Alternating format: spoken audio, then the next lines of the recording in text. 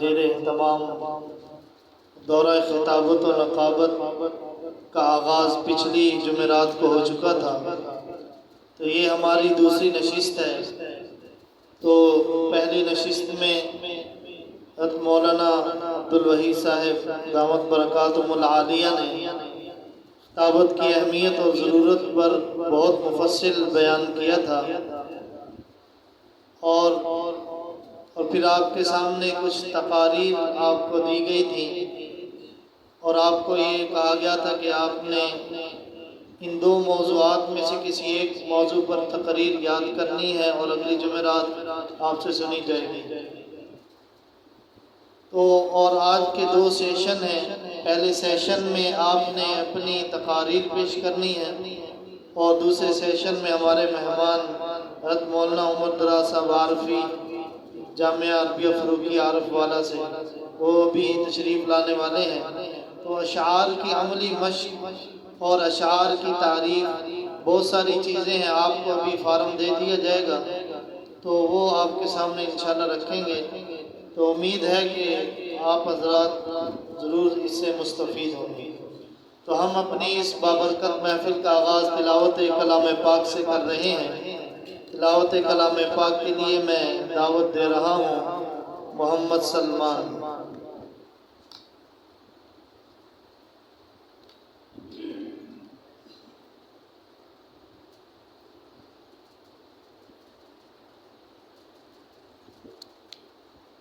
اعوذ باللہ من الشیطان الرجیم،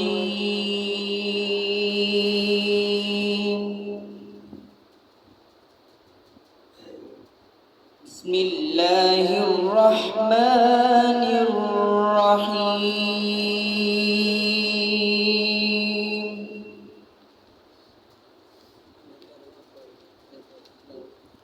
والشمس وضحاها والقمر إذا تلاها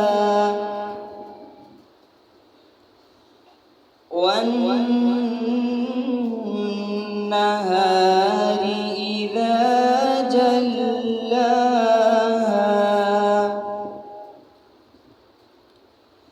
والليل إذا يغشاها والسماء وما بناها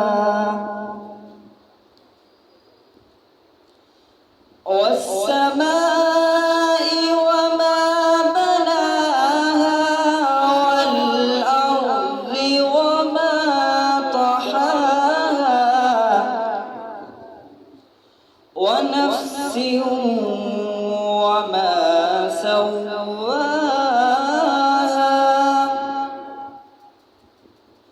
والأرض وما طحاها والسماء وما بناها والأرض وما طحاها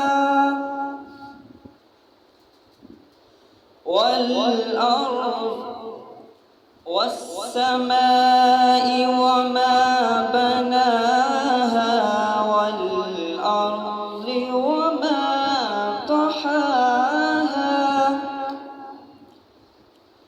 ونفس وما سواها فألهمها فجورها وتقواها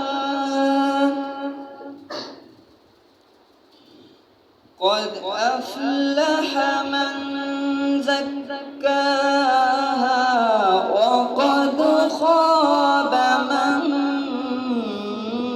دساها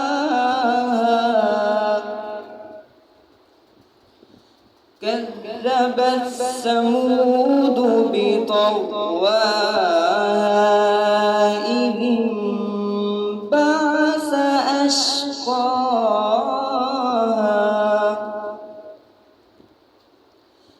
كذبت ثمود بطغواها إذ انبعث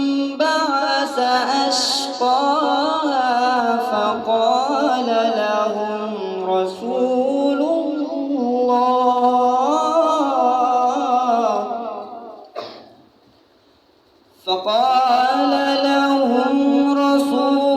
الله ناقة الله وسقياها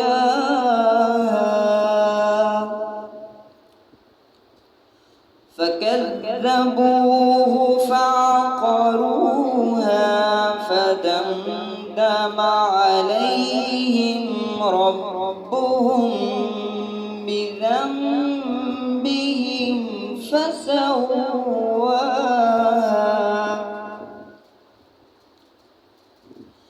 كذبت ثمود بطغواها إذ انبعث أشقاها فقال لهم رسول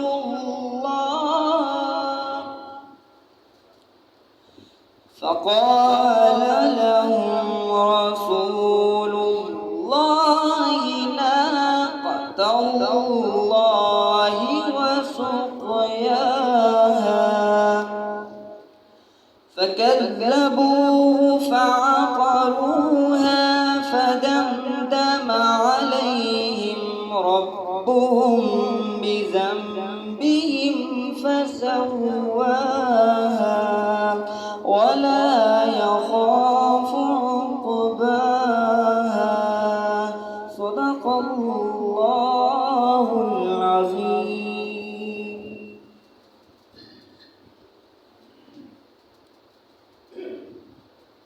نعت کے لیے تشریف لاتے ہیں محمد طلیب.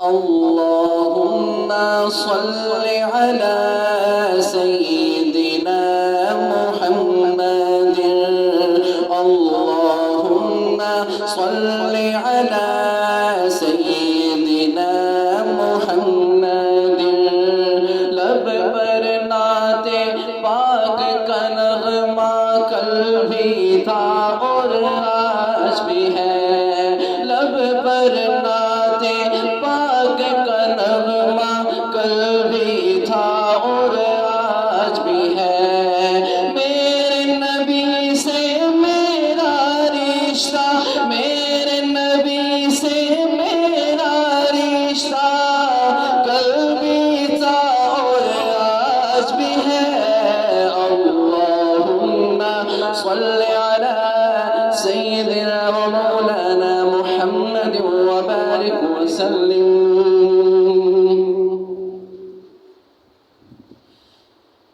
پڑھ درود پاک تیرا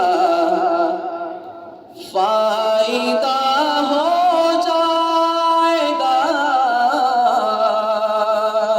پڑھ درود پاک تیرا فائدہ ہو جائے گا گنبد خضرا سے تیرا رابطہ ہو جائے گا پڑھ درود پاک تیرا فائدہ ہو جائے گا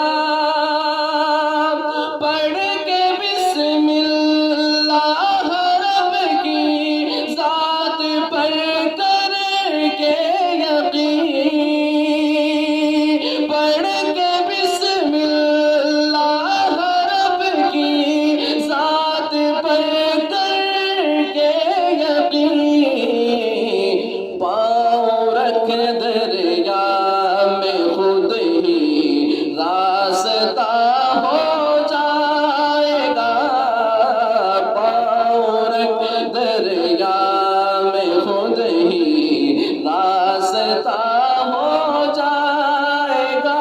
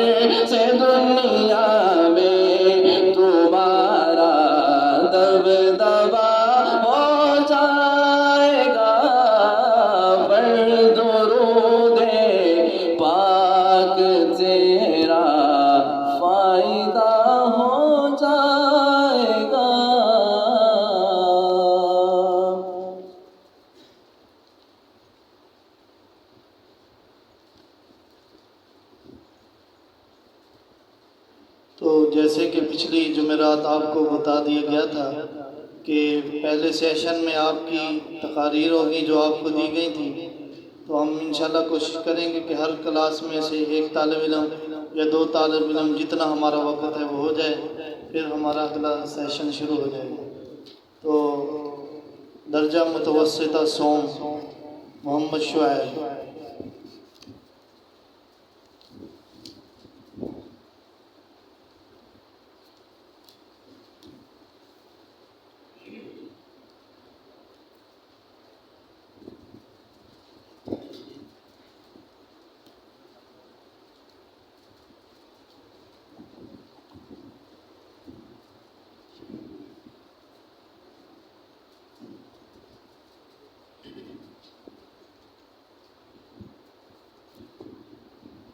الحمد لله رب العالمين والصلاة والسلام على سيدنا محمد خاتم النبيين وعلى آله وأصحابه أجمعين أما بعد۔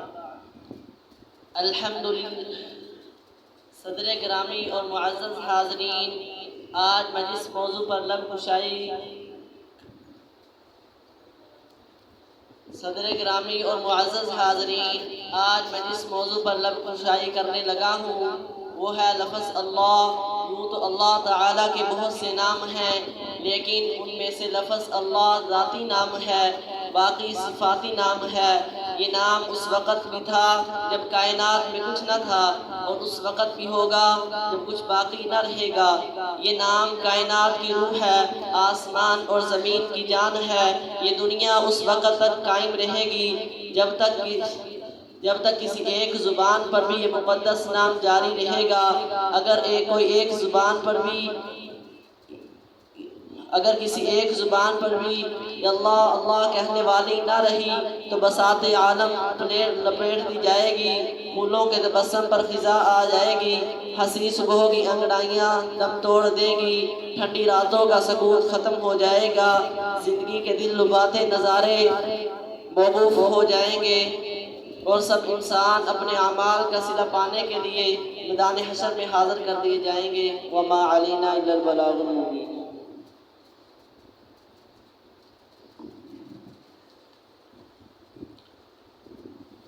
پہلے بھی آپ کو بتایا تھا کہ یہ مقابلہ نہیں ہے، یہاں یہ سیکھنے کا میدان ہے۔ اگر آپ کو بولنے میں دشواری ہو رہی ہے تو آپ کو جو کاغذ دیا گیا تھا وہ لے آئیں، آپ اپنے سامنے رکھ لیں، ساری تقریر اوپر نہ دیکھیں، اگر کوئی لفظ آپ کو بولتا ہے تو آپ اس میں سے دیکھ کر بھی پڑھ سکتے ہیں۔ ہمارا مقصد یہ ہے کہ آپ کو بولنا آ جائے اور صحیح انداز میں آپ اپنی بات دوسروں تک پہنچا سکیں۔ اولیٰ تجوید للحفاظ کے طالب علم محمد عابد اسلم۔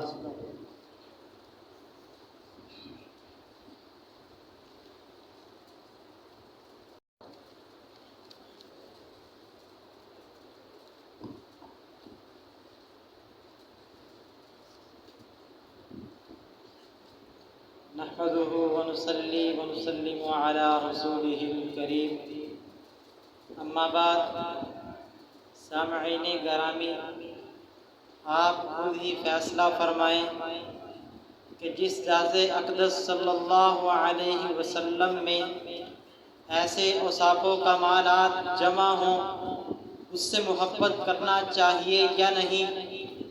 دنیا والے کسی کی ذہانت پر ناز کرتے ہیں، کسی کی شجاعت پر ناز کرتے ہیں، کسی کی سخاوت پر ناز کرتے ہیں، کسی کے عدل و انصاف پر ناز کرتے ہیں، کسی کے عدل و انصاف پر ناز کرتے ہیں، کسی کے ایثار اور خدمت خلق پر ناز کرتے ہیں۔ تو میں اس پیغمبر علیہ السلام پر ناز اور اس سے محبت کیوں نہ کروں جس کے اندر یہ ساری صفات و کمالات علی وجہ الکمال پائے جاتے تھے، جس نے لاکھوں کروڑوں انسانوں کو یہ صفات سکھا دیے ہوں۔ اس نے کسی کو صدیق بنایا، کسی کو عادل بنا دیا، کسی کو سخی بنا دیا، کسی کو شیر خدا بنا دیا۔ میں تو صاف کہتا ہوں کہ جس کو محمد صلی اللہ علیہ وسلم سے محبت نہیں، اسے ان صفات و کمالات سے محبت نہیں، اور جسے ان اخلاق سے محبت نہیں وہ انسان نہیں، بلکہ انسان کی شکل میں، انسان کے لباس میں ایک حیوان اور ایک وحشی درندہ ہے۔ ورنہ یہ ہو ہی نہیں سکتا کہ کمالات اور اخلاق سے محبت رکھنے والا اور ان سے متصف ہونے کی خواہش رکھنے والا انسان ان صفات کے ایسے پیکر کو دیکھے اور سنے اور اس سے محبت نہ کرے۔ میں تو یہ سمجھتا ہوں کہ ایسے شخص کے سینے میں دل نہیں، پتھر کا ایک ٹکڑا ہے، ایسے شخص کے سر میں دماغ نہیں، بس پڑا ہوا ہے۔ اللہ رب العزت مجھے اور آپ کو آپ صلی اللہ علیہ وسلم سے سچی محبت رکھنے کی توفیق عطا فرمائے۔ ربنا تقبل منا انک انت السمیع العلیم وتب علینا انک انت التواب الرحیم۔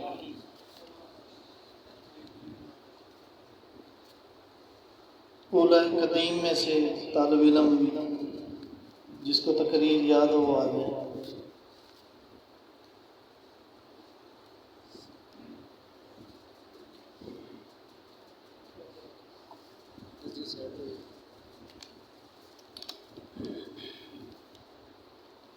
الحمد للہ رب العالمین والصلاة والسلام علی سیدنا محمد خاتم النبیین وعلی آلہ واصحابہ اجمعین، اما بعد۔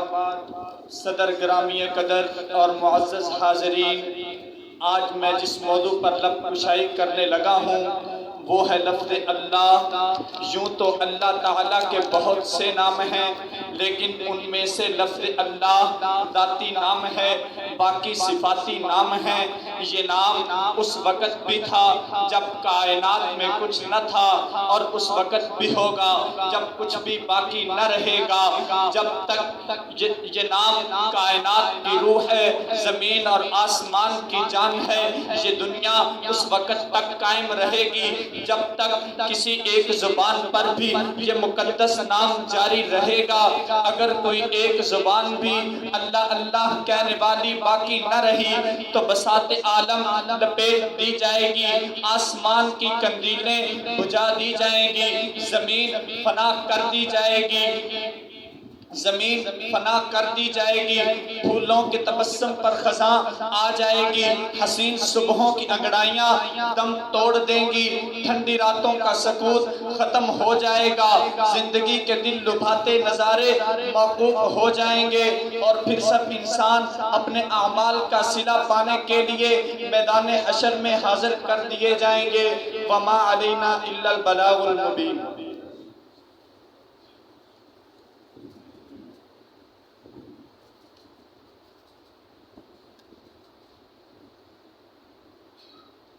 درجہ ثانیہ کے طالب علم طلحہ طفیل۔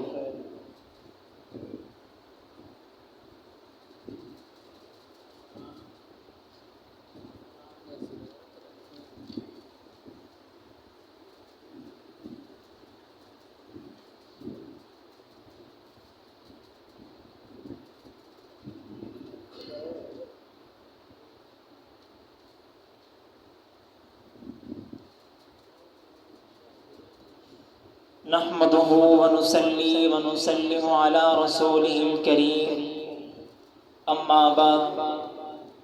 گرامی قدر احباب، آپ خود فیصلہ فرمائیں کہ جس ذات اقدس صلی اللہ علیہ وسلم نے ایسے اوصاف اور کمالات جمع ہوں تو اس سے محبت کرنی چاہیے یا نہیں؟ بولو۔ دنیا والے کسی کی ذہانت پر ناز کرتے ہیں، کسی کی سخاوت پر ناز کرتے ہیں، کسی کی شجاعت پر ناز کرتے ہیں، کسی کے عدل و انصاف پر ناز کرتے ہیں، کسی کے اثار اور خدمت خلق پر ناز کرتے ہیں، تو میں اس پیغمبر پر ناز، اس سے محبت کیوں نہ کروں کہ جس کے اندر یہ تمام اوصاف، یہ تمام کمالات، یہ تمام اخلاق علی وجہ الکمال پائے جاتے تھے، اور جس نے لاکھوں کروڑوں انسانوں کو یہ اوصاف، یہ کمالات، یہ اخلاق سکھا دیے، اور جس نے کسی کو صدیق بنا دیا، کسی کو عادل بنا دیا، کسی کو سخی بنا دیا، کسی کو شیر خدا بنا دیا، تو میں صاف کہتا ہوں کہ جس کو محمد سے محبت نہیں، اس کو ان کی صفات سے محبت نہیں، جس کو ان کی صفات سے محبت نہیں، اس کو انسانیت سے محبت نہیں، جس کو انسانیت سے محبت نہیں، وہ انسان ہی نہیں بلکہ انسان کا لبادہ اوڑھ کر ایک حیوان ہے، ایک وحشی پرندہ ہے، ورنہ یہ تو ہو ہی نہیں سکتا کہ اوصاف اور کمالات سے محبت رکھنے والا، ان سے متصف ہونے کی خواہش رکھنے والا انسان ایسے پیکر کو دیکھے اور سنے مگر اس سے محبت نہ کرے۔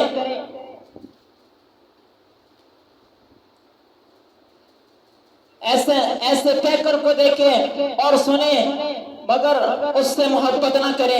میں تو یوں کہتا ہوں کہ ایسے شخص کے سر میں دماغ ہی نہیں، پھس بھرا ہوا ہے، اس کے سینے میں دل ہی نہیں، پتھر کا ٹکڑا ہے۔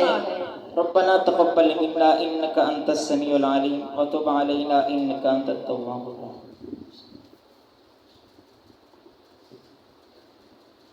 یہ پہلے اس دن آپ کے سامنے تقاریر پڑھی گئی تھی اور ایک ایک لفظ آپ کے سامنے دہرایا گیا تھا کہ اس کی زبر یا زیر یا پیش، تو آپ کو اس دن بھی بتایا گیا تھا کہ یہ تقریری مقابلے کا میدان نہیں ہے، آپ کے سیکھنے کا مرحلہ ہے۔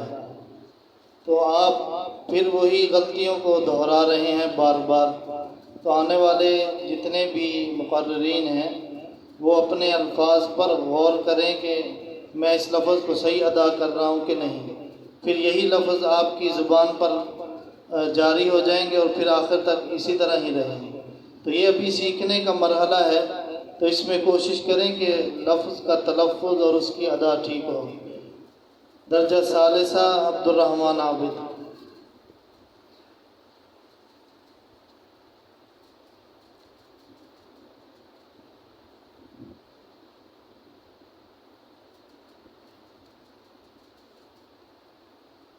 نحمده ونصلي على رسوله الكريم،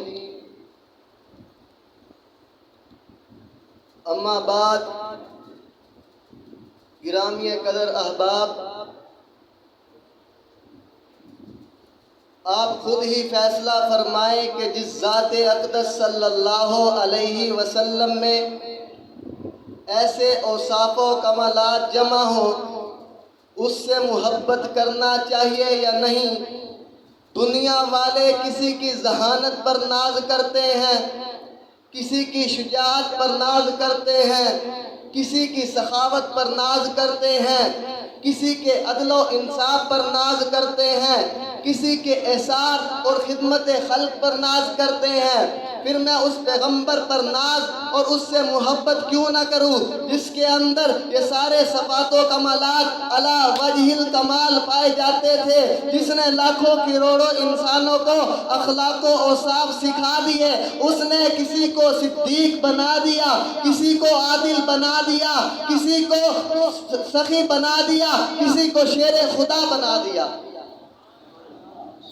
میں تو صاف کہتا ہوں، جس کو محمد الرسول اللہ صلی اللہ علیہ وسلم سے محبت نہیں، اسے ان اخلاق و اوصاف سے محبت نہیں، جسے ان اخلاق و اوصاف سے محبت نہیں، اسے انسانیت سے محبت نہیں، جسے انسانیت سے محبت نہیں، وہ انسان کے لباس میں ایک حیوان اور وحشی درندہ ہے، ورنہ یہ ہو ہی نہیں سکتا۔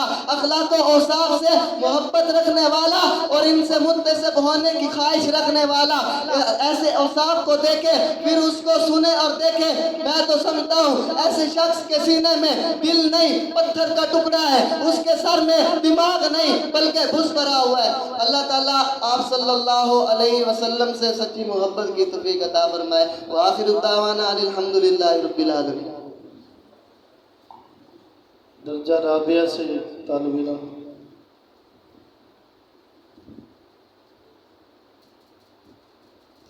خامسہ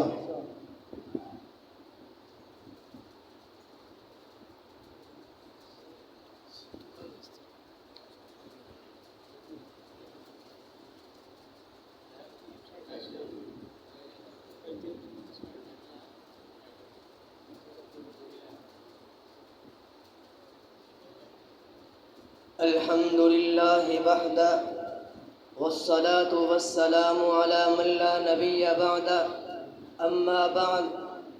سامعین محترم، آج میں جس عنوان پر لب کشی کرنے لگا ہوں وہ ہے لفظ اللہ۔ یوں تو اللہ کے بہت سے نام ہیں، لیکن ان ناموں میں سے لفظ اللہ ذاتی نام ہے، باقی صفاتی نام ہے۔ یہ نام اس وقت بھی تھا جب کائنات میں کچھ نہ تھا، یہ نام اس وقت بھی ہوگا جب کچھ بھی باقی نہ رہے گا۔ یہ نام اس کائنات کی روح ہے، آسمان اور زمین کی جان ہے۔ یہ نام اس دنیا کی جان ہے۔ یہ دنیا اس وقت تک قائم رہے گی جب تک کسی ایک زبان پر بھی یہ مقدس نام جاری رہے گا۔ اگر کوئی ایک زبان بھی اللہ اللہ کہنے والی باقی نہ رہی تو بساط عالم لپیٹ دی جائے گی، آسمان کی قندیلیں بجھا دی جائیں گی، زمین فنا کر دی جائے گی، پھولوں کے تبسم پر خزاں آ جائے گی، ٹھنڈی راتوں کا سکوت ختم ہو جائے گا، زندگی کے دل لبھاتے نظارے موقوف ہو جائیں گے، اور سب انسان اعمال کا صلہ پانے کے لیے میدان حشر میں حاضر کر دیے جائیں گے۔ وما علینا الا البلاغ۔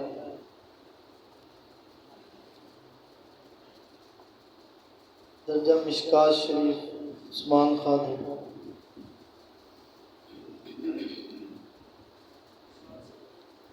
اسد مدنی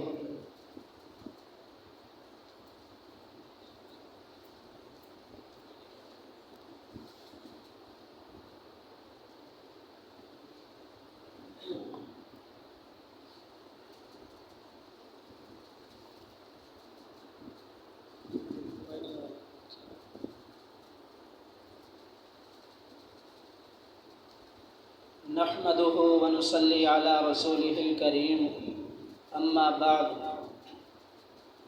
گرامی قدر احباب، آپ خود ہی فیصلہ فرمائیں، جس ذات اقدس صلی اللہ علیہ وسلم میں ایسے اوصاف کمالات جمع ہوں اس سے محبت کرنی چاہیے یا نہیں؟ دنیا والے کسی کی ذہانت پر ناز کرتے ہیں، کسی کی شجاعت پر ناز کرتے ہیں، کسی کی سخاوت پر ناز کرتے ہیں، کسی کے عدل و انصاف پر ناز کرتے ہیں، کسی کے ایثار اور خدمت خلق پر ناز کرتے ہیں۔ تو میں اس پیغمبر پر ناز اور اس سے محبت کیوں نہ کروں جس کے اندر یہ ساری صفات اور کمالات علی وجہ الکمال پائے جاتے تھے، اور جس نے لاکھوں کروڑوں انسانوں کو یہ سارے اخلاق و صفات سکھا دیے، یہ سارے اخلاق و صفات سکھا دیے۔ اس نے کسی کو صدیق بنایا، کسی کو عادل بنایا، کسی کو سخی بنایا، کسی کو شیر خدا بنایا۔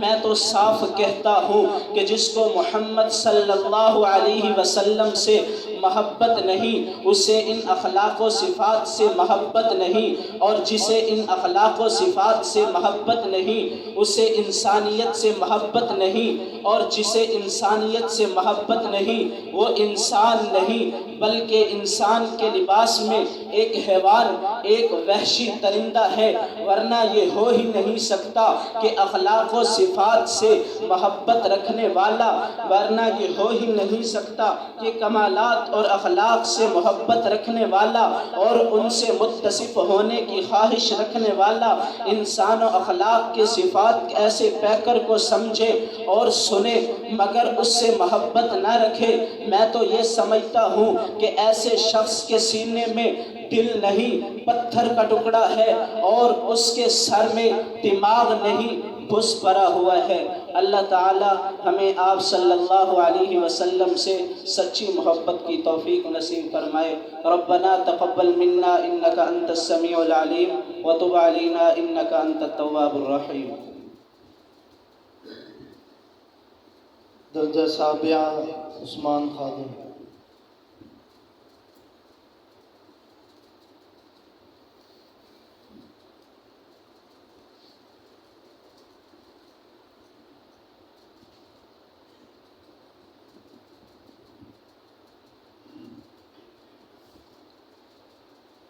نحمده ونصلي ونسلم على رسوله الكريم اما بعد۔ حاضرین دل نواز، آپ خود ہی فیصلہ فرمائیں کہ جس ذات اقدس صلی اللہ علیہ وآلہ وسلم میں ایسے اوصاف و کمالات جمع ہوں، ان سے محبت کرنی چاہیے یا نہیں؟ یہ دنیا والے کسی کی ذہانت پر ناز کرتے ہیں، کسی کی شجاعت پر ناز کرتے ہیں، کسی کی سخاوت پر ناز کرتے ہیں، کسی کے عدل و انصاف پر ناز کرتے ہیں، کسی کے خدمت خلق اور ایثار پر ناز کرتے ہیں۔ تو میں اس پیغمبر سے محبت کیوں نہ کروں؟ میں اس پیغمبر پہ ناز کیوں نہ کروں جس کے اندر یہ سارے اوصاف و کمالات علی وجہ الکمال پائے جاتے تھے، جس پیغمبر نے لاکھوں کروڑوں انسانوں کو ایسے اوصاف و کمالات سکھا دیے۔ اس نے کسی کو صدیق بنایا، کسی کو عادل بنا دیا، کسی کو سخی بنا دیا، کسی کو شیر خدا بنا دیا۔ میں تو صاف کہتا ہوں کہ جس کو محمد سے محبت نہیں، اس کو ایسے اخلاق و کردار سے محبت نہیں، جس کو ایسے صفات و کمالات سے محبت نہیں، اس کو انسانیت سے محبت نہیں، اور جس کو انسانیت سے محبت نہیں وہ انسان نہیں بلکہ انسان کے لباس میں ایک حیوان ہے، وہ انسان کے لباس میں ایک وحشی درندہ ہے۔ ورنہ یہ ہو ہی نہیں سکتا کہ ایسے کمالات و اخلاق سے محبت رکھنے والا شخص، ایسے کمالات و اخلاق سے متصف ہونے کی خواہش رکھنے والا انسان ایسے پیکر کو دیکھے اور سنے مگر اس سے محبت نہ کرے۔ میں تو صاف کہتا ہوں کہ اس شخص کے سینے میں دل نہیں، اس کے سینے میں پتھر کا ٹکڑا ہے، اس کے سر میں دماغ نہیں بلکہ بھس بھرا ہوا ہے۔ دعا ہے کہ اللہ تعالی ہمیں رسول اللہ صلی اللہ علیہ وآلہ وسلم سے سچی محبت کرنے کی توفیق عطا فرمائے۔ وما علینا الا البلاغ۔ دورہ حدیث عبد الواجد۔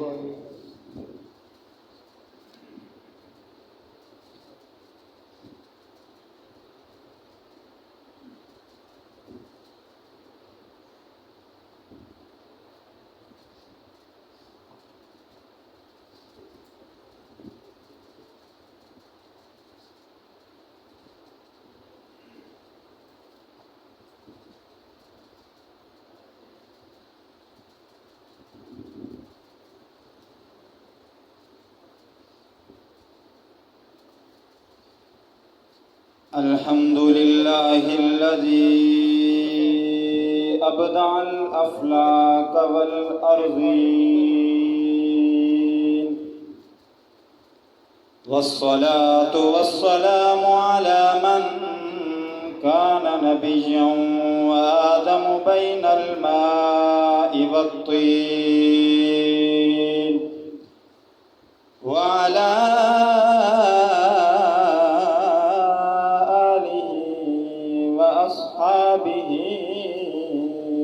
أجمعين. أما بعد. گرامی قدر احباب، آپ خود ہی فیصلہ فرمائیں جس ذات اقدس صلی اللہ علیہ وسلم میں ایسے اوصاف و کمالات جمع ہوں، اس سے محبت کرنا چاہیے یا نہیں؟ دنیا والے کسی کی ذہانت پر ناز کرتے ہیں، کسی کی شجاعت پر ناز کرتے ہیں، کسی کی سخاوت پر ناز کرتے ہیں، کسی کے عدل و انصاف پر ناز کرتے ہیں، کسی کی خدمت خلق اور ایثار پر ناز کرتے ہیں۔ میں تو اس پیغمبر سے ناز اور اس سے محبت کیوں نہ کروں جس کے اندر یہ ساری صفات اور کمالات علی وجہ الکمال پائے جاتے تھے، جس نے لاکھوں کروڑوں انسانوں کو ایسے اخلاق اور اوصاف سکھا دیے۔ اس نے کسی کو صدیق بنا دیا، کسی کو عادل بنا دیا، کسی کو شیر خدا بنا دیا۔ میں تو صاف کہتا ہوں، جس کو محمد صلی اللہ علیہ وسلم سے محبت نہیں، اسے ان اخلاق و صفات سے محبت نہیں۔ جسے ان اخلاق و صفات سے محبت نہیں، وہ انسان نہیں بلکہ انسان کے لباس میں ایک حیوان ہے، ایک وحشی درندہ ہے، ورنہ یہ ہو ہی نہیں سکتا کہ کمالات اور صفات سے محبت رکھنے والا اور ان سے متصف ہونے کی خواہش رکھنے والا انسان ایسے اخلاق اور ایسے اوصاف کے پیکر کو دیکھے اور سنے مگر اس سے محبت نہ کرے۔ میں تو یہ سمجھتا ہوں کہ ایسے شخص کے سینے میں دل نہیں بلکہ پتھر کا ٹکڑا ہے، اس کے سر میں دماغ نہیں بلکہ بھس بھرا ہوا ہے۔ اللہ تعالی ہمیں آپ صلی اللہ علیہ وسلم سے سچی محبت کرنے کی توفیق نصیب فرمائے، آمین۔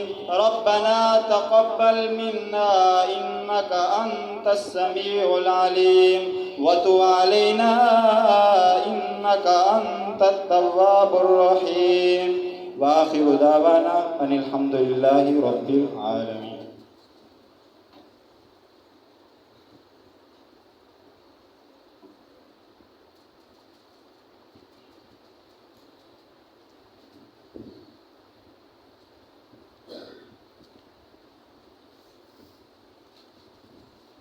پچھلی جمعرات کو ہمارا سبق جو رہ گیا تھا تو وہیں سے شروع کرتے ہیں، تو پھر ہم اگلے سیشن کے لیے ہمارے مہمان مولانا عمر دراز عارفی صاحب تشریف لے آئے ہیں، تو وہ اپنا لیکچر آپ کے سامنے پیش کریں گے۔ تو پچھلی جمعرات جو پہلی نشست تھی اس میں ہم نے یہ پڑھا تھا کہ بنیادی طور پر خطابت کی 4 قسمیں ہوتی ہیں، جو فنی اعتبار سے درجہ بدرجہ بالترتیب اس طرح ہوتی ہیں کہ ان میں پہلی قسم جو ہے وہ ہے خطابت مکتوبی۔ خطابت مکتوبی کسے کہتے ہیں؟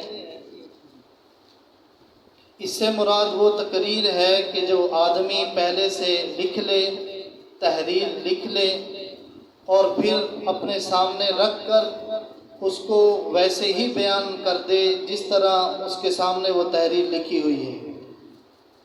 اور اس خطابت مکتوبی میں یہ شبہ نہیں ہوتا کہ آدمی وہ کچھ بیان کر دے جو وہ نہیں کہنا چاہتا تھا، کیونکہ اس کے سامنے سب کچھ ہوتا ہے اور وہ ویسے ہی بیان کرتا چلا جاتا ہے۔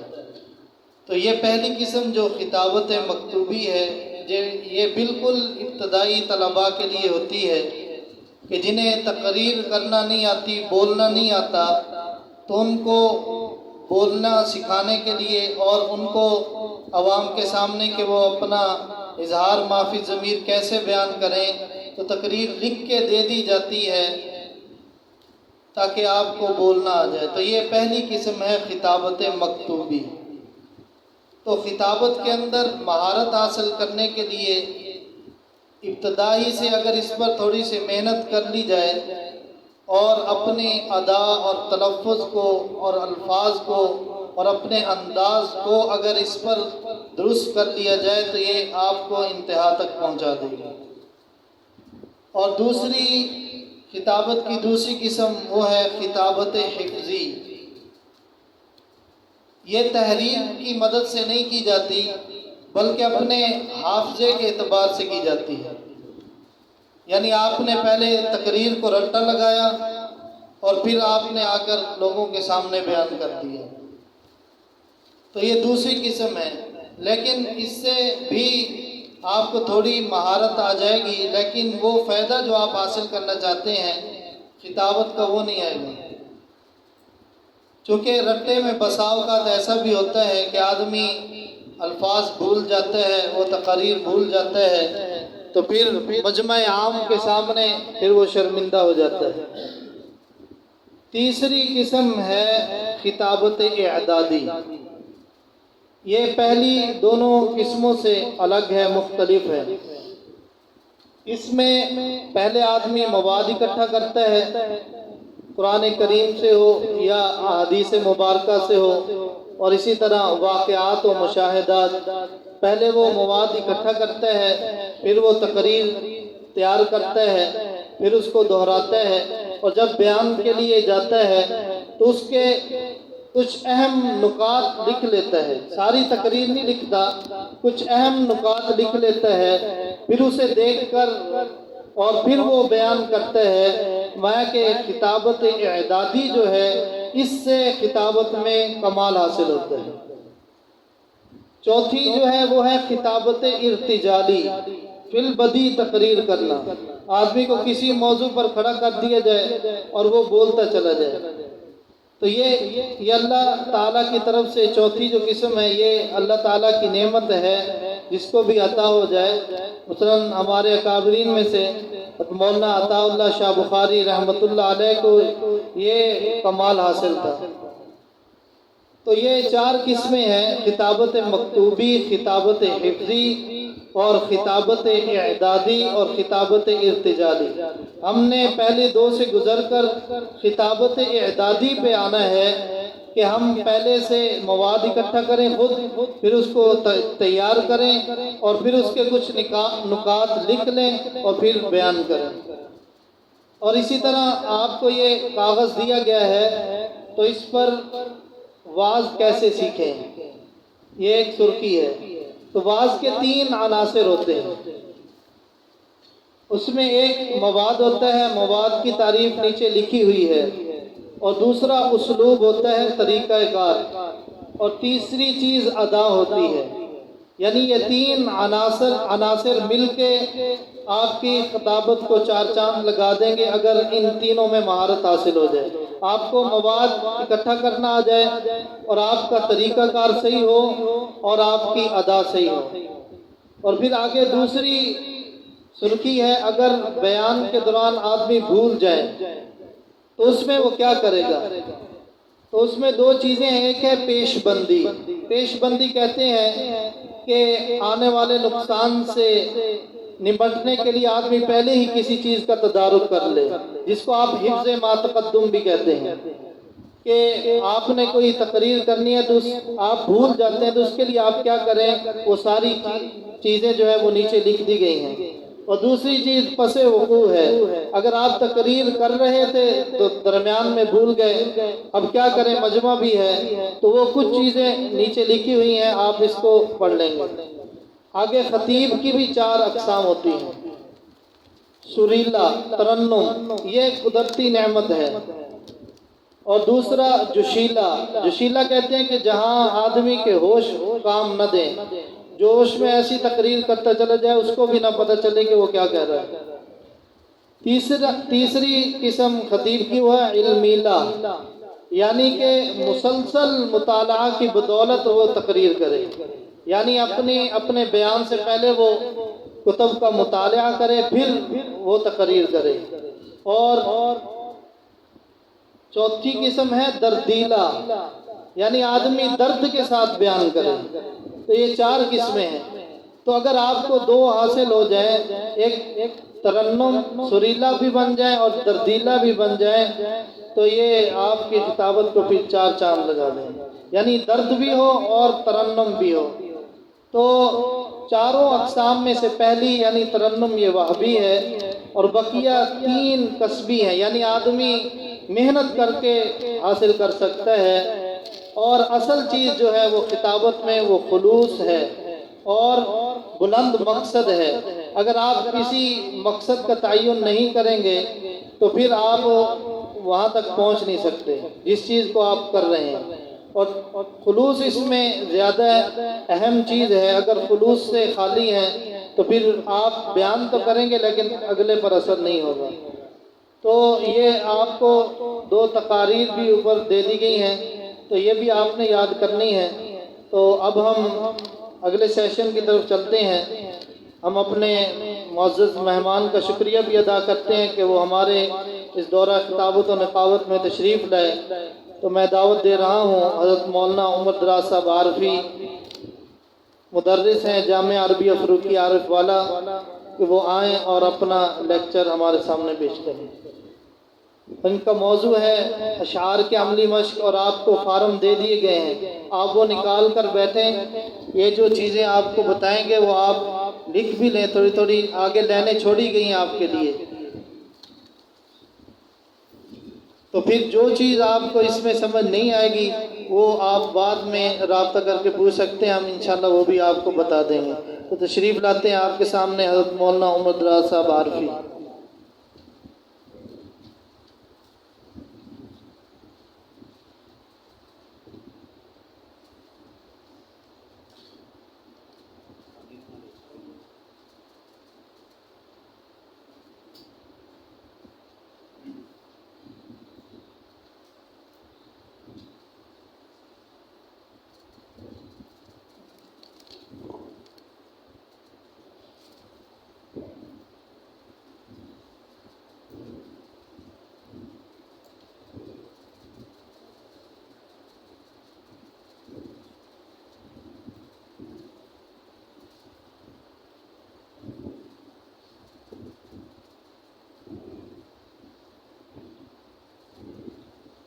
نحمده ونصلي على رسوله الكريم،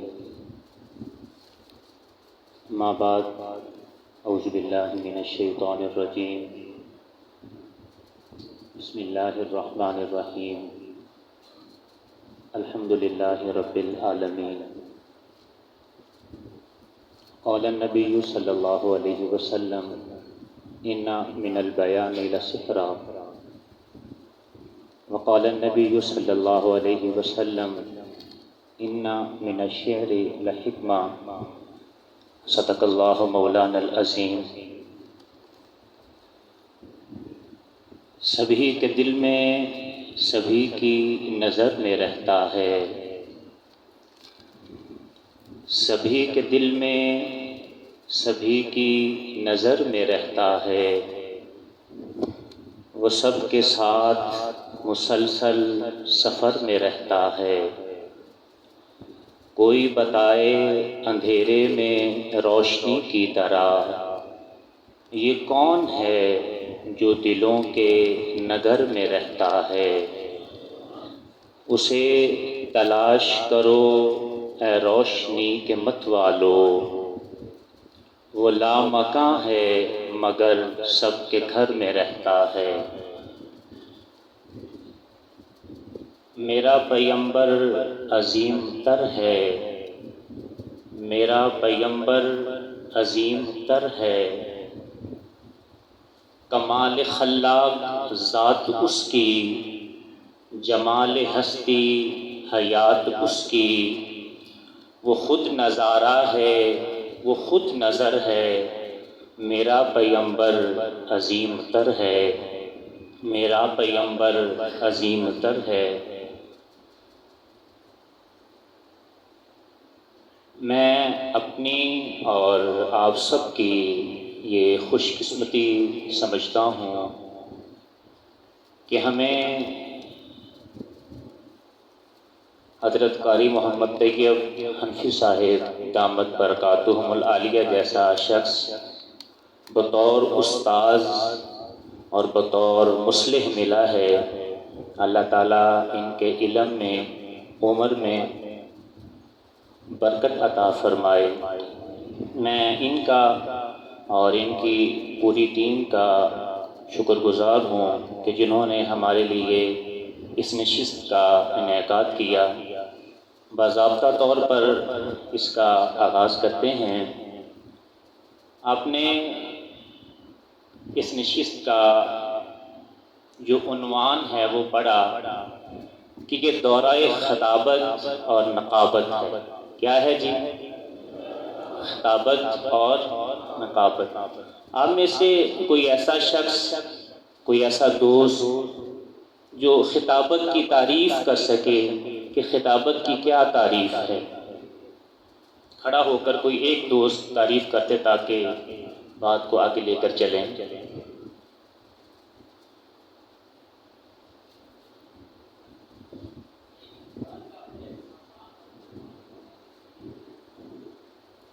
ایک انسان کا اپنے احساسات اور ما فی الضمیر کو بیان کرنا یہ خطابت ہے۔ اور کوئی دوست اس کی تعریف کرنا چاہے؟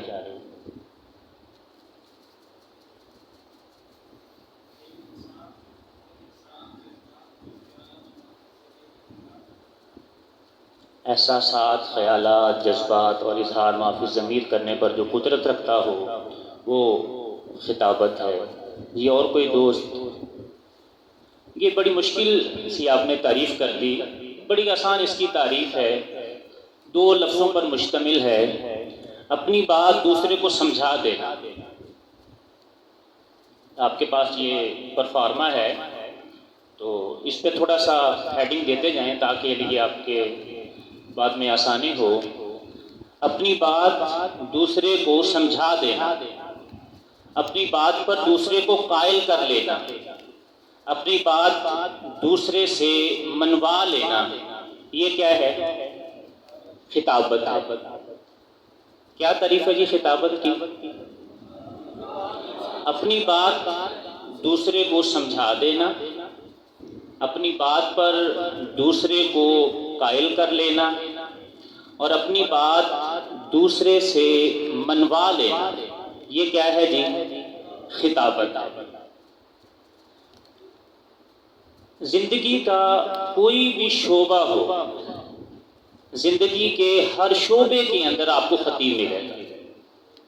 صرف یہ نہیں ہے کہ آپ مسجد کے اندر آئیں گے یا کسی جلسے کے اندر جائیں گے تو آپ کو خطیب ملے گا، آپ کو معاشرے کے ہر شعبے کے اندر خطیب ملے گا۔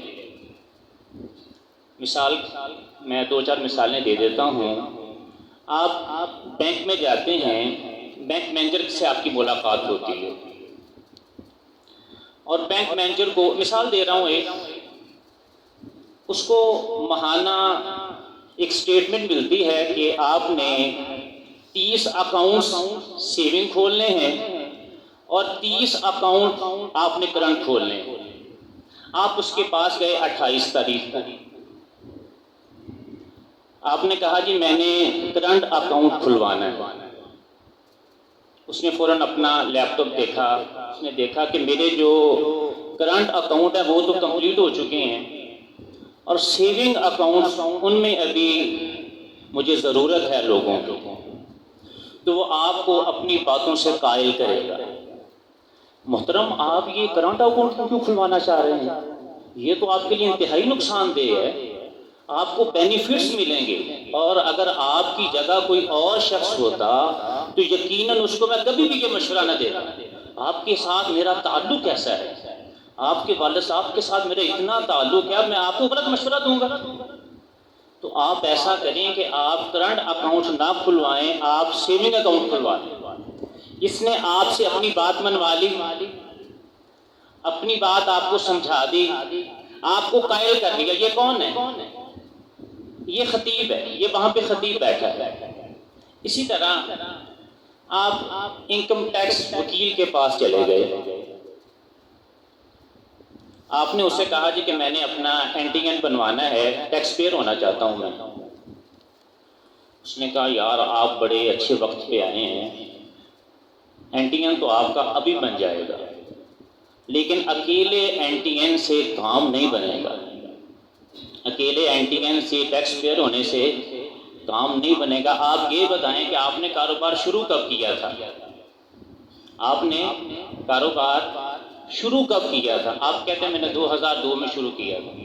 اچھا 18 سال کے آپ اپنے گوشوارے نکال کے لائیں، اپنی آمدن اور اپنی خرچ نکال کے لائیں، اس کا آڈٹ بھی کروائیں گے، اور پھر جو آپ ٹیکس پیئر ہوں گے نا وہ آپ کو کوئی بندہ کوئی ادارہ ہٹ نہیں کر سکے گا، کوئی ادارہ آپ کو ہٹ نہیں کر سکے گا۔ اصل میں اینٹیگن سے بھی کام چل جانا تھا، لیکن اس کے اپنے مفادات آڈٹ کے ساتھ جڑے ہوئے ہیں، تو اس نے آپ کو اپنی بات سمجھائی، اگرچہ ڈرا کر اپنی بات آپ سے منوائی، آپ کو قائل کر لیا اس نے۔ یہ کون ہے؟ یہ کون ہے جی؟ یہ خطیب ہے۔ آپ کپڑا لینے کے لیے کسی دکان پہ گئے، آپ کپڑا لینے کے لیے کسی دکان پر گئے، آپ نے ایک سوٹ خرید لیا، تو اس کے ساتھ ہی وہ جو سیل مین تھا اس نے کہا سر آپ نے ایک سوٹ تو اپنی مرضی کا خرید لیا، ایک میری مرضی کا خرید کے دیکھیں۔ یہ جو آپ نے خریدا ہے نا یہ آپ کی مرضی تھی، میں نے آپ کو روکا نہیں یا ٹوکا نہیں ہے، اب آپ نے میری مرضی کا ایک سوٹ خریدنا ہے، اور اس کا اپنے خریدے ہوئے سوٹ کے ساتھ موازنہ کریں۔ یہ جو آپ کا سوٹ ہے نا اس میں پولیسٹر کم ہے، جو میں آپ کو اب دوں گا نا اس میں پولیسٹر زیادہ ہے۔ اس کا فائدہ یہ ہوگا کہ جو آپ نے خریدا ہے اس میں آپ کو پسینہ آئے گا، اس میں آپ کو پسینہ آپ کا واضح ہی نہیں ہوگا، نظر ہی نہیں آئے گا۔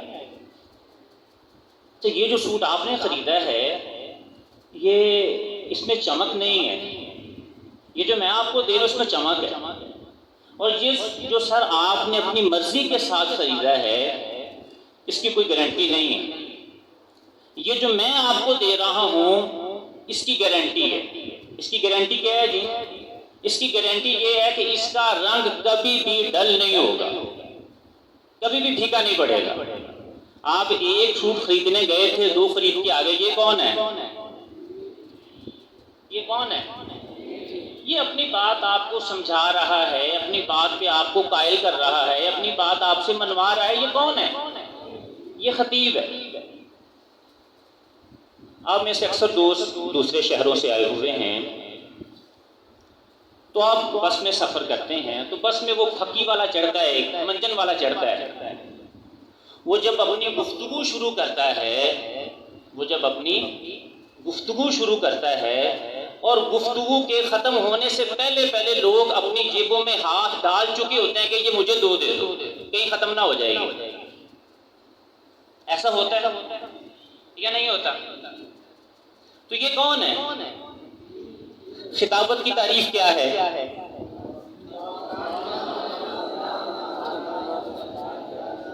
اپنی بات دوسروں کو سمجھا دینا، اپنی بات پر دوسرے بندے کو قائل کر لینا اور اپنی بات دوسرے سے منوا لینا، یہ کیا ہے؟ یہ خطابت ہے۔ آپ اس کی جتنی مرضی مشکل تعریفیں کرتے جائیں، میں اس کی آسان سی تعریف میں نے آپ کو بتا دی ہے، اور اس کی ایک بڑی بہترین مثال ہے، آپ میں سے ساری مثالیں ہی بیٹھے ہیں، طالب علم اس کی بڑی بہترین مثال ہے۔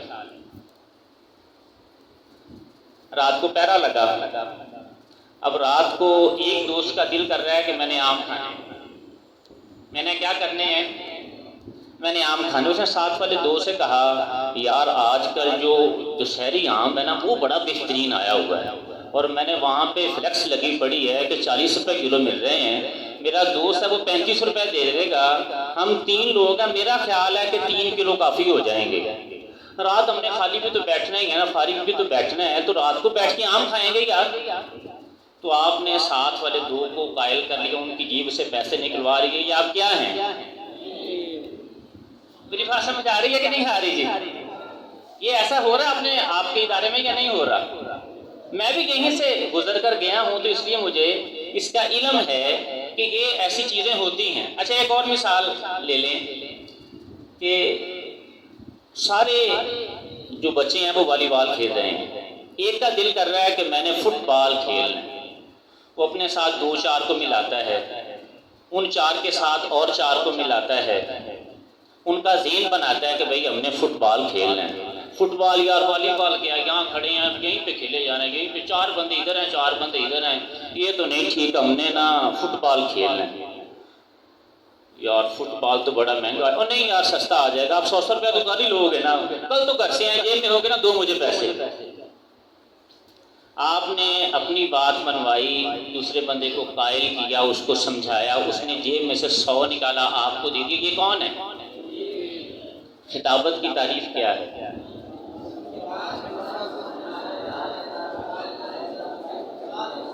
اپنی بات دوسروں کو سمجھا دینا، اپنی بات پر دوسرے بندے کو قائل کر لینا، یا اپنی بات دوسرے شخص سے منوا لینا، یہ کیا ہے؟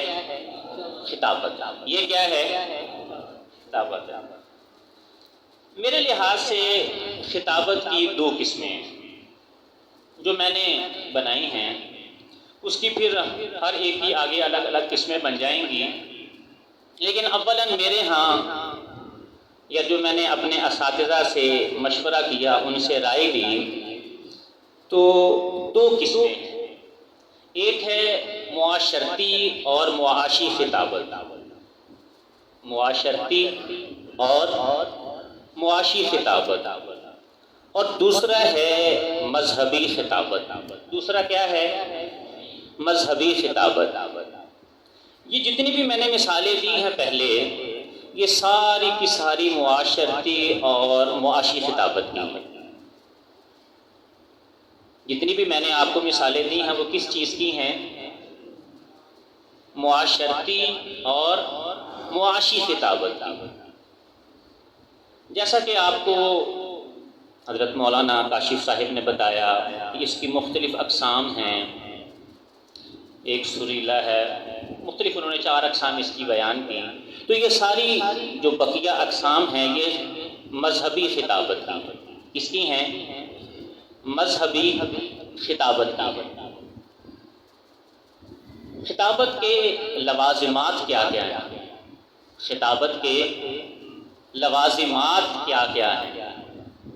سب سے پہلے آپ خطبہ پڑھیں گے، یعنی لوازمات لکھواؤں تو یوں لکھوا سکتا ہوں کہ خطبہ نمبر 1 خطبہ ہے، اور نمبر 2 آیت مبارکہ ہے، نمبر 3 حدیث مبارکہ ہے، اور پھر اشعار ہیں، مثالیں ہیں، محاورے ہیں، اقوال زرعی ہیں، واقعات ہیں۔ تو یہ ساری خطابت کے لوازمات میں سے ہیں، یہ ساری خطابت کے لوازمات میں سے ہیں۔ میرا موضوع چونکہ جو مجھے بتایا گیا، جو میرے ذمہ لگایا گیا، وہ ہے اشعار کی مشق، وہ ہے اشعار کی مشق۔ اب تک ہم نے کیا پڑھ لیا ہے؟ کوئی بندہ بتا سکتا ہے؟ خطابت کی تعریف پڑھی ہے، بہت اچھا۔ کیا تعریف ہے خطابت کی؟ بات کو سمجھا دینا، قائل کر لینا یا منوا لینا، یہ کیا ہے؟ خطابت۔ ایک چیز ہم نے یہ پڑھی ہے۔ دوسری ہم نے کیا پڑھی ہے؟ خطابت کی اقسام پڑھی ہیں۔ کون کون سی اقسام ہیں؟ معاشرتی اور معاشی خطابت، اور نمبر 2 مذہبی خطابت۔ تیسری بات ہم نے کیا پڑھی تھی؟ خطابت کے لوازمات، کہ خطابت کے لوازمات بھی ہوتے ہیں، وہ کون کون سے ہیں؟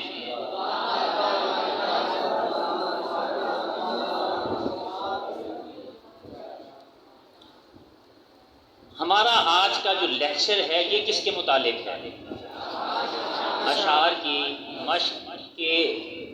خطابت کے اندر آپ نے اشعار کون سے پڑھنے ہیں، ان کا انتخاب کہاں سے کرنا ہے، ان کو پڑھنے کا طریقہ کیا ہے، سمجھانے کا طریقہ کیا ہے، ان کے اشارے کیسے ہونے چاہیے، یہ ہمارا آج کا لیکچر ہوگا۔ یہ بات ذہن میں رکھیں آپ کہ اشعار جو ہیں یہ کل خطابت نہیں ہے۔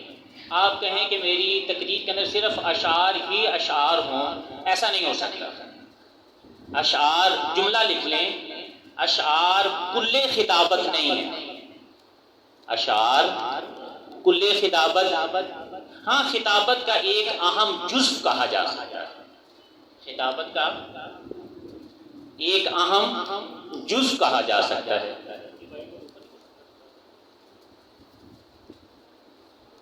لکھ لیا جی، لکھ لیا ہے تو میری طرف توجہ کریں تاکہ پھر آگے چلیں، وقت گزر رہا ہے کہ بڑی تیزی کے ساتھ، ٹائم کم ہے، باتیں بہت زیادہ ہیں۔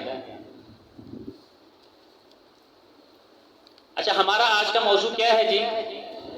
اشعار کی مشق۔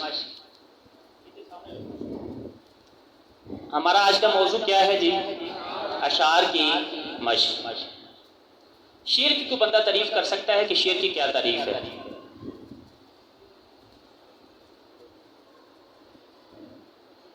شعر کی تعریف کوئی بندہ کر دے، آپ میں سے اکثر عصری علوم سے واقف لوگ بیٹھے ہیں تو آپ کو آنی چاہیے جی۔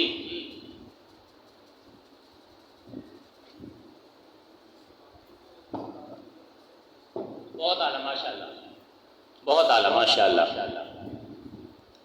کسی طویل ترین واقعہ کو مختصر 2 لائنوں کے اندر بیان کرنے کا نام کیا ہے؟ شعر ہے۔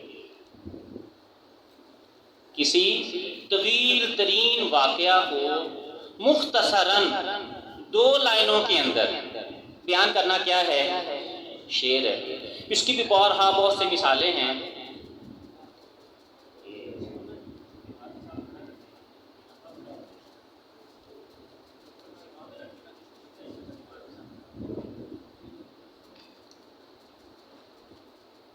جی، شعر کی کیا تعریف ہم نے لکھی جی؟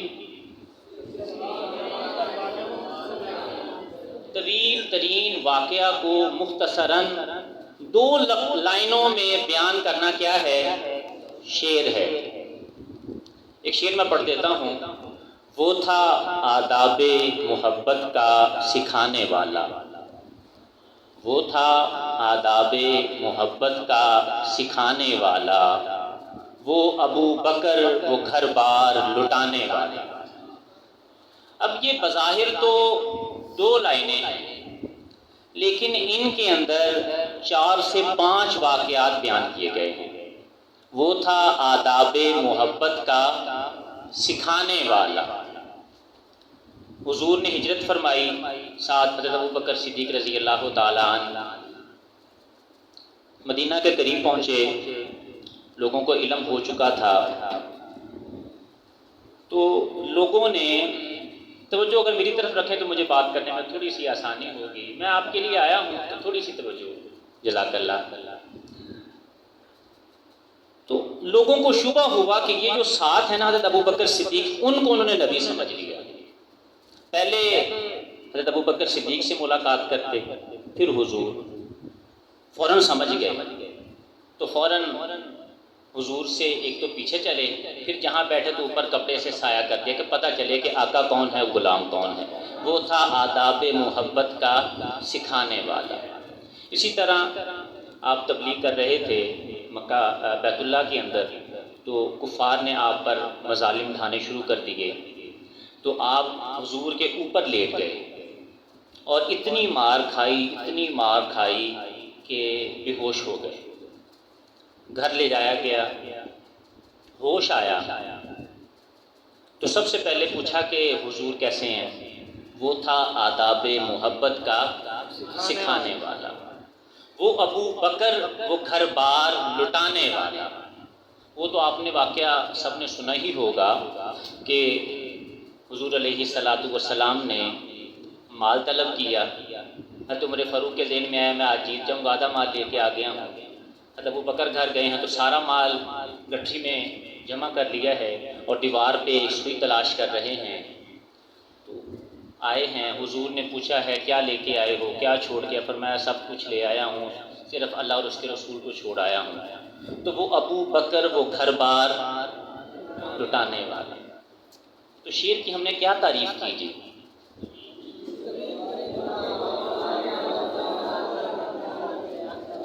طویل ترین واقعہ کو مختصراً 2 لائنوں میں بیان کرنے کا نام کیا ہے؟ شعر ہے۔ یہ آپ نے 9th کلاس میں غزل ہر بندے نے پڑھی ہوگی، کتنا ہے بد نصیب ظفر دفن کے لیے، 2 گز زمین بھی نہ ملی کوئے یار میں۔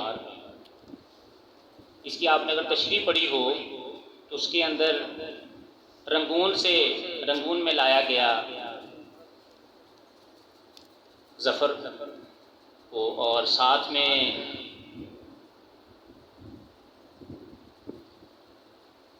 ان کی آخری خواہش تھی کہ مجھے میرے شہر میں دلی کے اندر ہی مجھے دفن کیا جائے۔ تو انگریز نے خیر مشاورت کے بعد انہیں جہاں پر انہیں رکھا گیا تھا جیل کے اندر وہیں دفن کر دیا۔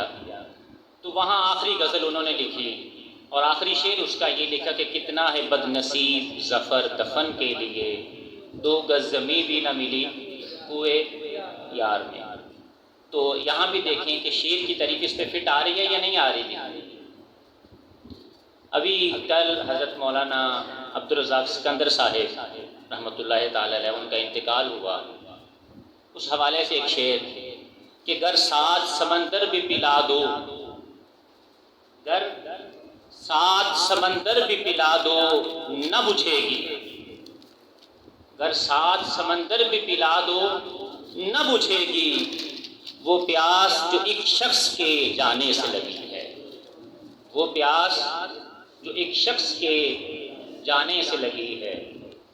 تو اتنا لمبا ان کی سوانح عمر 84 سال عمر، اور عمر کا ایک حصہ وفاق المدارس کے ساتھ اور ختم نبوت کے ساتھ، اور بہت بہت زیادہ کارنامے، علمی تصنیفات الگ، تو یہ اس کی عکاسی کر رہا ہے۔ تو شعر کی تعریف اس یہاں صادق آئی یا نہیں آئی؟ شعر کی تعریف کیا کریں گے جی؟ اب طویل ترین واقعہ کو مختصراً 2 لائنوں میں، سب سے پہلے ہم نے کیا پڑھا جی؟ خطابت کی تعریف کیا پڑھا جی؟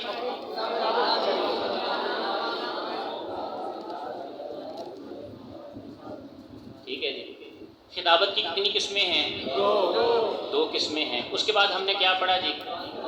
خطابت کے لوازمات کیا ہیں؟ اس کے بعد ہم نے کیا پڑھا جی؟ اس کے بعد ہم نے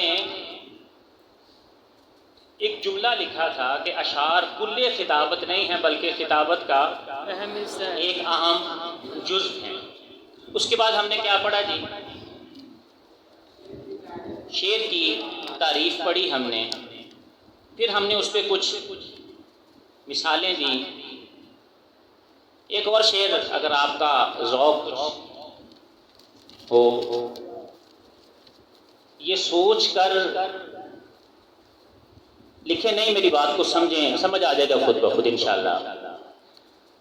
یہ سوچ کر وہ کھڑکی سے جھانک لے شاید، یہ سوچ کر وہ کھڑکی سے جھانک لے شاید، گلی میں کھیلتے بچے لڑا دیے۔ سمجھ آئی میری بات کی؟ بہت لمبا واقعہ ہے لیکن اس کو 2 لفظوں میں بیان کیا جا رہا ہے۔ تو خطابت کے لوازمات کون کون سے ہیں جی؟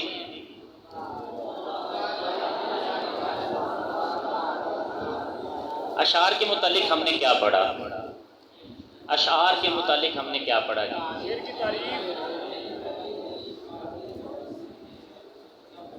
شعر کی کیا تعریف ہے؟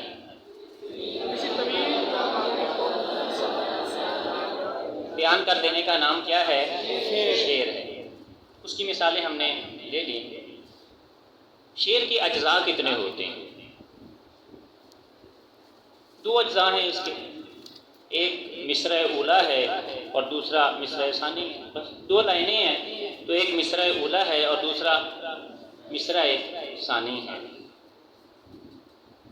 خطابت کی اقسام کتنی ہیں؟ اشعار کی اقسام کتنی ہیں؟ اشعار کی اقسام 2 قسمیں ہیں اس کی، ایک مذموم ہے اور ایک ممدوح ہے۔ مذموم جس کی احادیث مبارکہ کے اندر مذمت بیان کی گئی ہے، اور ممدوح جس کی احادیث مبارکہ کے اندر تعریف کی گئی ہے۔ اشعار کی کتنی اقسام ہیں؟ دو۔ کون کون سی؟ مذموم اور ممدوح۔ مذموم جس کی احادیث مبارکہ میں مذمت بیان کی گئی ہے کہ یہ اشعار اچھے نہیں ہیں، اور ممدوح کسے کہتے ہیں؟ جس میں احادیث مبارکہ میں جس کی تعریف کی گئی۔ اگر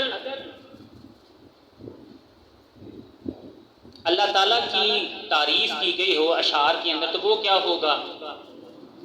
ہم حضور کی تعریف ہو تو پھر نعت،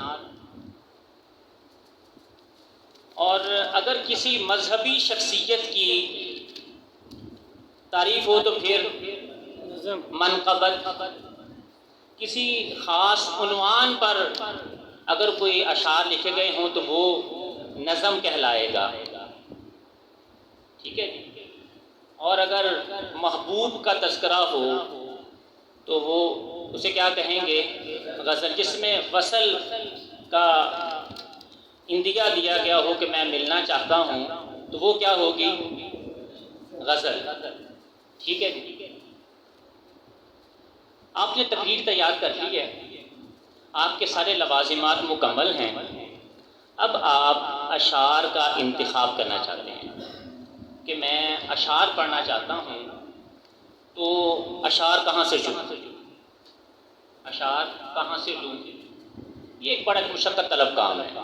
وہی پرانے اشعار، پرانے اس لیے کہہ رہا ہوں کہ جب سے ہوش سنبھالا ہے وہی اشعار سنتے آ رہے ہیں، اور آپ بھی وہی اشعار پڑھنے کی کوشش کرتے ہیں، اور ہمارے کان ان کو سن سن کر اتنے عادی ہو چکے ہیں کہ اگر کوئی نئی بات ہمارے کانوں میں ڈالی جائے تو ہمارے کانوں میں برس بھولتی ہی نہیں۔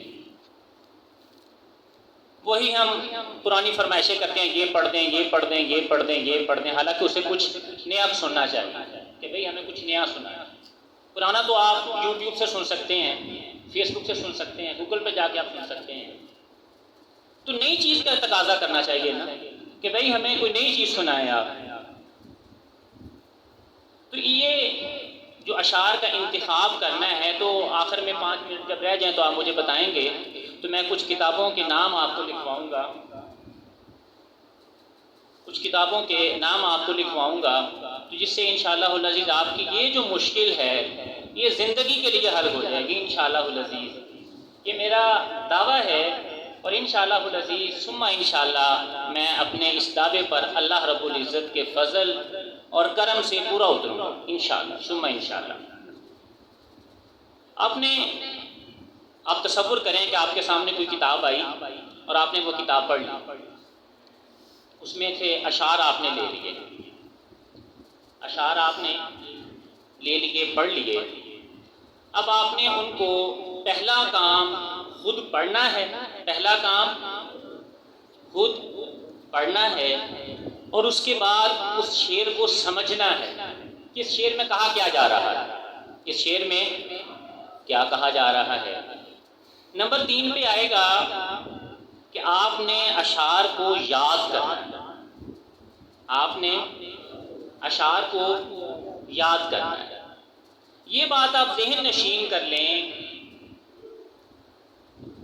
کہ جتنے اچھے آپ کو اشعار یاد ہوں گے اتنا ہی آپ کو پڑھنے کا لطف آئے گا، جتنے اچھے آپ کو اشعار یاد ہوں گے اتنا ہی آپ کو پڑھنے کے اندر لطف آئے گا۔ اس کی بھی بڑی مثالیں ہیں۔ آپ امام صاحب کو دیکھتے ہیں وہ سورہ فاتحہ پڑھتے ہیں نماز کے اندر سورہ، اور اس میں وہ مکمل سر لگاتے ہیں کہ نہیں لگاتے؟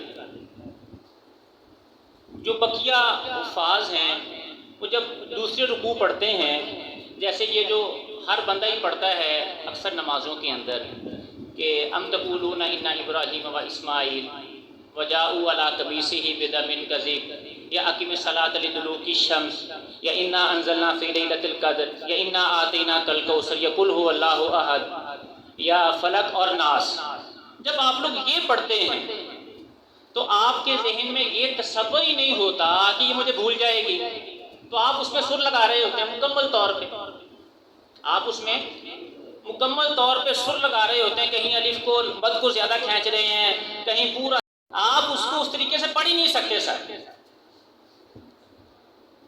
آپ اس کو اس طریقے سے پڑھ ہی نہیں سکتے، آپ زور لگا لیں آپ نہیں پڑھ سکیں گے سر، بڑے سے بڑا حافظ لے ہیں پکا نہیں پڑھ سکے گا، جس طرح سورہ فاتحہ پڑھتا ہے اسی طرح یوسیکم اللہ پڑھ کے سنائے نہیں سنا سکے گا، یہ کیوں فرق کیوں ہوا؟ فرق کیوں ہے بتائیں جی؟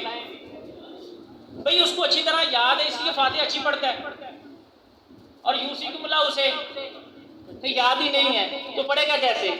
وہ تو ذہنی کشمکش میں مبتلا ہے کہ یہاں بھولا اور یہاں بھولا، یہاں متشابہ آیا یہاں متشابہ آیا اور یہاں متشابہ آیا، تو جب آپ کے ذہن میں یہ بات ہوگی کہ مجھے اشعار یاد ہیں تو آپ کا ذہن اس طرف جائے گا ہی نہیں، آپ اس کو سمجھانے کی طرف توجہ دیں گے اور دیکھیں گے کہ میری بات کون سن رہا ہے اس کی طرف توجہ دیں گے، یا آپ اشارہ کریں گے، یا آپ مسکرائیں گے ساتھ کہ مجھے شعر بڑے اچھے یاد ہیں اور میں پڑھ رہا ہوں اور مجھے کوئی بھول نہیں رہا، اور اگر آپ کو یاد نہ ہو تو پھر اشارے تو درکنار آپ آنکھ بھی نہیں اٹھائیں گے، جس طرف آپ دیکھ رہے ہیں نا آپ صرف اسی طرف دیکھیں گے کہ ابھی بھولا اور ابھی بھولا۔ سمجھ آ رہی ہے میری بات؟ اب تک ہم نے کیا پڑھا ہے جی؟ بس موٹا موٹا بتا دیں کہ ہم نے پڑھا کیا ہے، تعریف وغیرہ نہ کریں، خطابت کی تعریف پڑھی ہے، اس کی اقسام پڑھی ہیں اور لوازمات پڑھے ہیں اور شعر کی تعریف پڑھی ہے اور شعر کے اجزاء، ٹھیک ہے، آگے اجزاء اور اقسام پڑھے ہیں، اور پھر اشعار کا انتخاب کیسے کرنا ہے ہم نے، اور اس کے بعد ہم نے کیا پڑھا جی کہ شعر کو آپ نے یاد کرنا، سب سے پہلے آپ نے شعر کو پڑھ لیا سمجھ لیا، اب آپ نے اس کو کیا کرنا ہے جی؟ یاد کرنا، ٹھیک ہے جی، اب یاد بھی کر لیا آپ نے، اب آپ نے اس کی کرنی ہے پریکٹس، جس کو اشعار کی مشق کہتے ہیں، جس کو اشعار کی مشق کہتے ہیں۔ اور میں سے کچھ طالب علم ایسے ہوں گے جو یاد بڑا اچھا کرتے ہیں، ان کا حافظہ بڑا کمال ہے، لفظ پر لفظ سناتے ہیں، لیکن جب لکھنے کی باری آتی ہے نا تو کہتے ہیں یہ جھوٹی ہو جائے، لکھنا نہ پڑے۔ امتحان دیا، یاد بڑا اچھا تھا، نمبر سب سے کم آئے، کیوں؟ لکھنے کی اس نے پریکٹس ہی نہیں کی ہے، لکھنے کی پریکٹس ہی نہیں کی ہے اس نے۔ ایک اور مثال دیتا چلوں کہ آپ کا کوئی سب سے محبوب نعت خواں، اس کا نام لیں گے،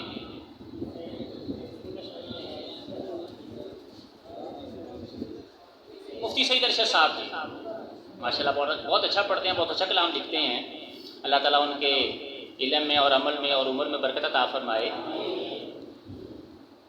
آپ ان کی سب سے پہلی ویڈیو یوٹیوب پہ جائیں اور ان کی سب سے پہلی ویڈیو اور آخری ویڈیو اٹھا کے دیکھ کے آپ کو فرق اتنا محسوس ہوگا، آپ کہیں گے یار یہ تو مفتی سے لگتا ہی نہیں، یہ تو وہ لگتے ہی نہیں جن کو میں آپ سن رہا ہوں، وہ ان کا ایک 18-20 سال کا تجربہ ہے، پریکٹس ہے اس کے پیچھے۔ آج وہ اتنا اچھا پڑھ رہے ہیں تو اس کے پیچھے کیا ہے؟ 18 سال کی پریکٹس ہے۔ ہم سب کام کرتے ہیں لیکن پریکٹس نہیں کرتے ہیں۔ آپ صبح سے لے کر شام تک کتنے پیریڈ پڑھتے ہیں جی؟ 9 پیریڈ آپ پڑھتے ہیں، 9 پیریڈوں کے اندر آپ سنتے ہیں یا پڑھتے ہیں؟ کیا آپ میں سے کوئی بندہ روزانہ کی بنیاد پر آدھا گھنٹہ اپنی لکھائی کو دیتا ہے کہ میں اپنی لکھائی درست کر لوں؟ کوئی ایک بندہ ہے تو ہاتھ کھڑا کرے، بہت اعلیٰ. ایک بندہ ہے، 2 3 4 5 ہو گئے جی، 6 ہو گئے جی. بات سمجھ آئی؟ تو اتنے لوگوں میں سے 6 لوگ ہیں جو اپنی پریکٹس بھی کر رہے ہیں ساتھ. حالانکہ پریکٹس پہلے ہے. پریکٹس آپ کی لکھائی اچھی ہوگی، آپ کا مضمون اچھا بنا ہوا ہوگا تو یقین مانے ممتحن آپ کو پاس کرنے پر مجبور ہو جائے گا. ہمارے ساتھ تو یہ پیش آئی ہے. دورہ حدیث تھا یہاں پہ، یہیں پہ میری جگہ تھی. ابو داؤد کا پیپر تھا اور پتہ نہیں کہاں سے پیپر آ گیا، واللہ عالم. مولانا نثار صاحب بھی بیٹھے ہیں، پتہ نہیں کہاں سے پیپر آ گیا. لیکن ایک لفظ نہیں آتا تھا، صرف لکھائی اچھی تھی یا مضمون بنانا آتا تھا. سب سے زیادہ نمبر میرے تھے کلاس میں. سبحان اللہ. تو بتا رہا ہوں کہ پریکٹس بڑی ضروری ہے سر ہمارے لیے، اور ہم اس کو اہمیت ہی نہیں دیتے ہیں.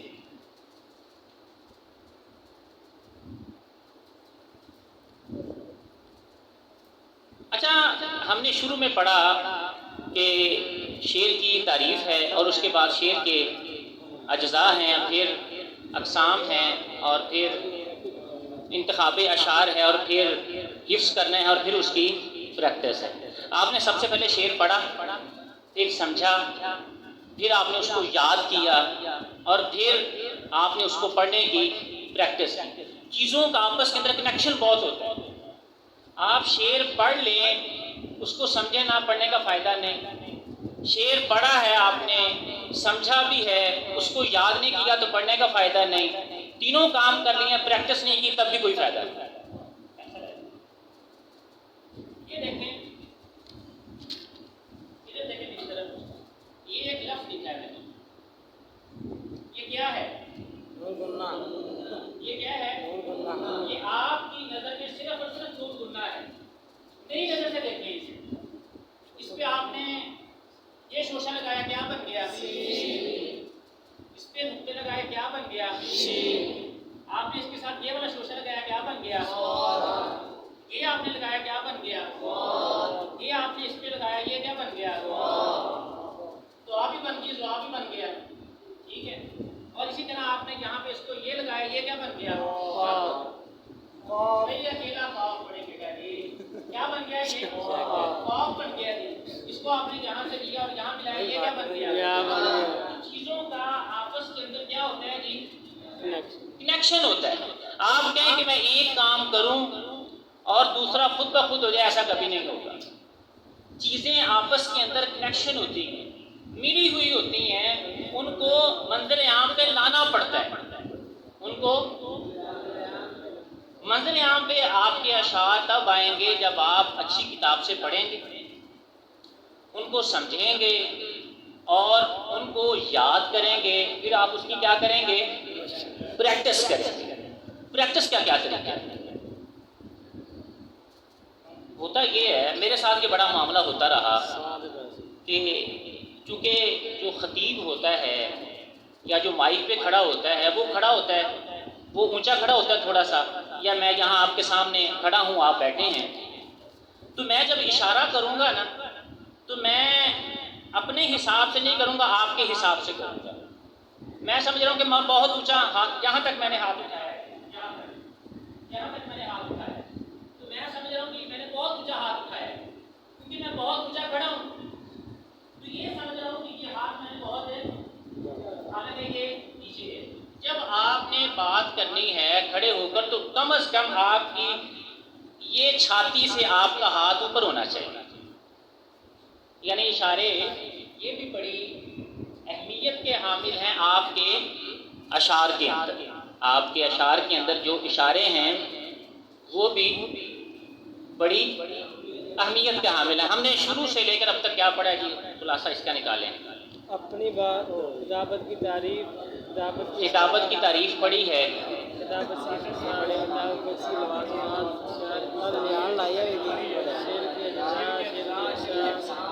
اشارے.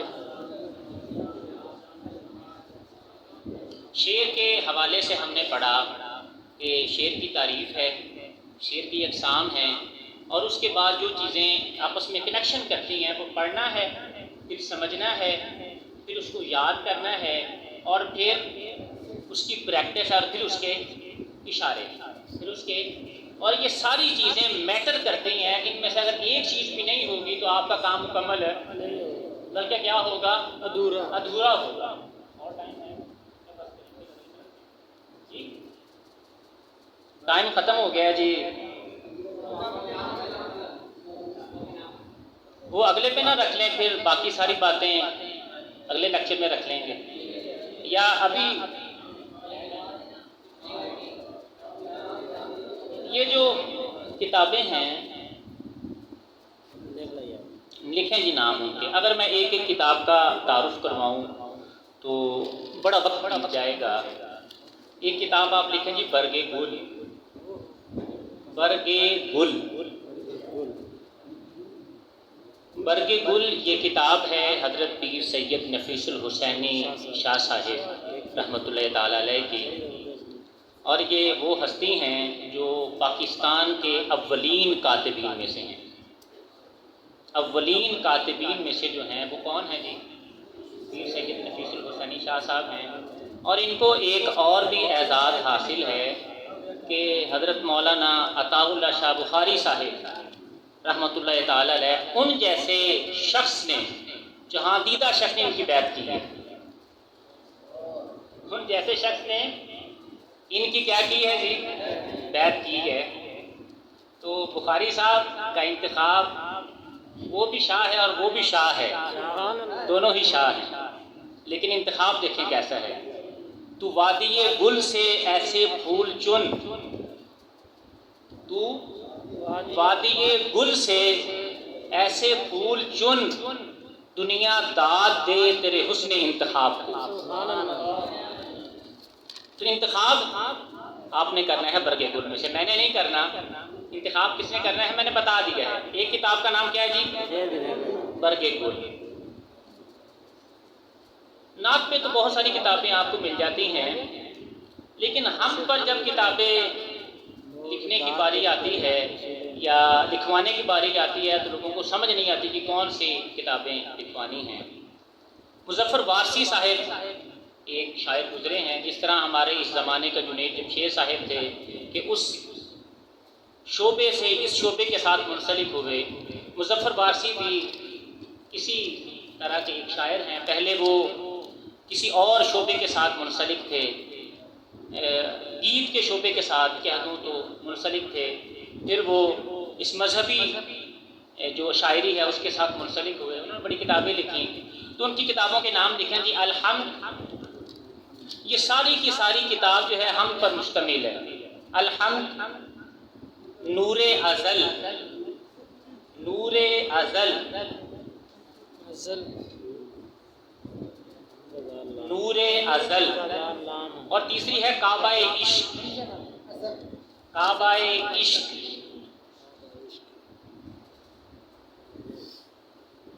اس کے بعد کتابیں ہیں راجہ رشید محمود صاحب کی.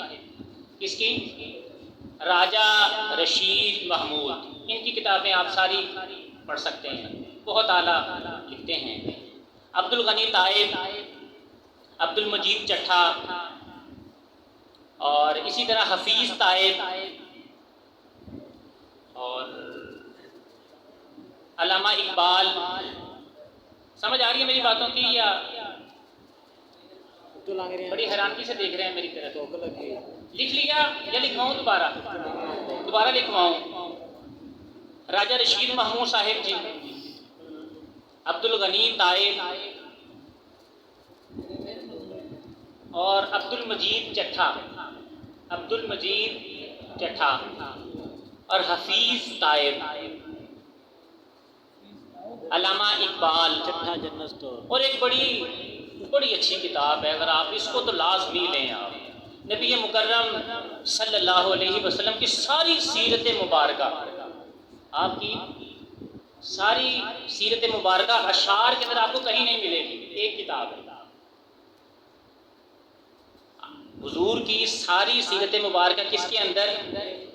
اشعار کے اندر. شاہ نامہ اسلام. کیا ہے جی؟ شاہ نامہ اسلام. حفیظ جلندری کی ہے یہ کتاب. شاہ نامہ اسلام. حضرت مولانا اشرف علی تھانوی صاحب کے ایک مرید ہیں خواجہ عزیز الحسن مجذوب. خواجہ عزیز الحسن مجذوب، ان کی ایک کتاب ہے کشکول مجذوب. کیا نام ہے کتاب کا؟ کشکول مجذوب. کشکول مجذوب. چلیں جی آگے. جی اس کے بعد ہے، بس باقی کتابیں مولانا فرما رہے ہیں کہ وقت ہو گیا تو اگلی دفعہ. اور بھی بہت سی چیزیں ہیں جو آپ کو بتانی ہیں. ابھی تو ہم نے صرف پڑھا ہے، پریکٹس تو شاید ہم نے اس کے پاس سے بھی نہیں گزرے. تو اگلی دفعہ جب موقع بنے گا تو انشاءاللہ العزیز پہ ایک تھوڑا سا وقت لگائیں گے تاکہ آپ کو بھی فائدہ ہو اور مجھے بھی فائدہ ہو. اللہ تعالیٰ میرا اور آپ کا یہاں مل بیٹھنا اپنی بارگاہ میں قبول فرمائے، اور جو باتیں میں نے کہی ہیں ان کو اللہ تعالیٰ آپ کے لیے فائدہ مند بنائے اور میرے لیے بھی فائدہ مند بنائے. وآخر دعوانا الحمدللہ رب العالمین.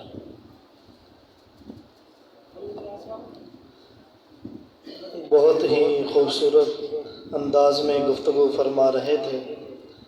ہم ان کا تہ دل سے شکریہ بھی ادا کرتے ہیں.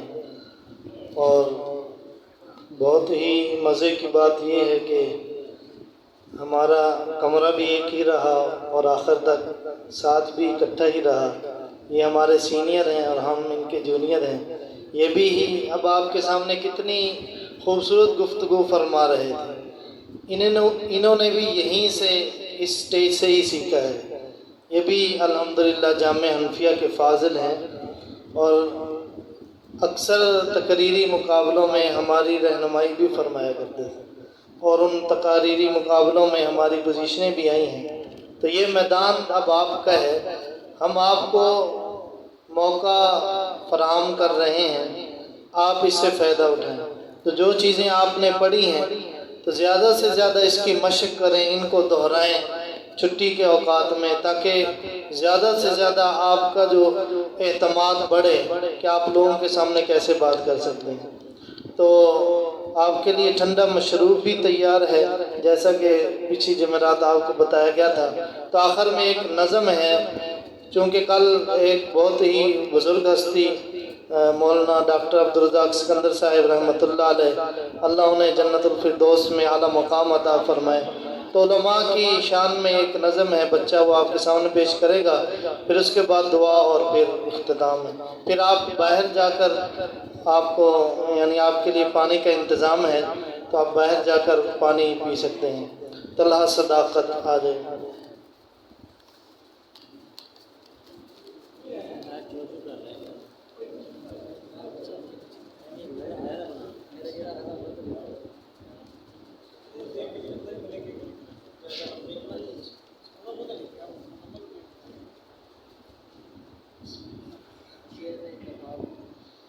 دل درد سے افسردہ، آنکھیں ہیں شکیبانہ، علماء کی جدائی سے ویران ہے میں خانہ.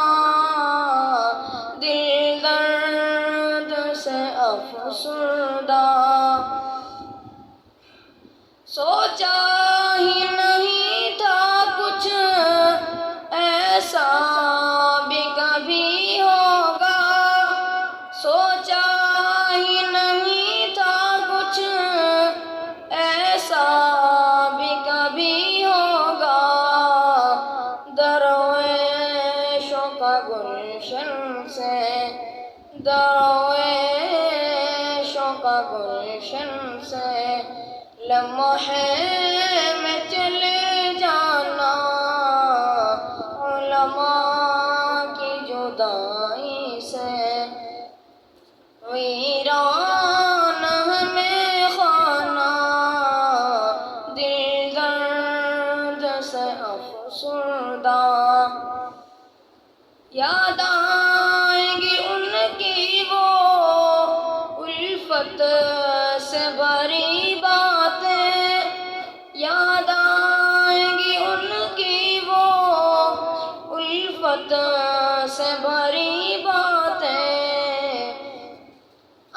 انداز حکیمانہ انداز حکیمانہ جھک جھک کے وہ سمجھانا علماء کی جدائی سے ویران ہمیں خانہ دل درد سے افسردہ